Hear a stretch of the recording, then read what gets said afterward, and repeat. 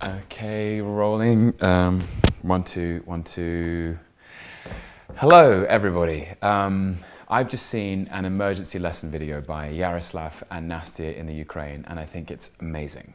And it's really important as well. And I couldn't help noticing that Yaroslav had an Iron Man on his backpack, which I thought was pretty cool. I've got an Iron Man on my backpack, but don't tell anyone. They asked us, as you see, to share our best school photos. So I'm now going to share my best school photo with you. Please try not to make fun of my hair. This is 4-year-old Tom, in some very smart stripy trousers, which I may wear again someday.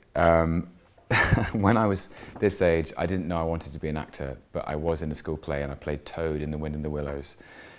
So from that day to this. School is so much more than a building, as you know. It's where you meet your friends. It's teachers, it's protection, it's stability, and it's hope. And it's where you find out who you are and who you want to be. And for children like Yaroslav and Nastya, who are living through crises and conflict all over the world, school is as vital as food and medicine. Here's how you can help.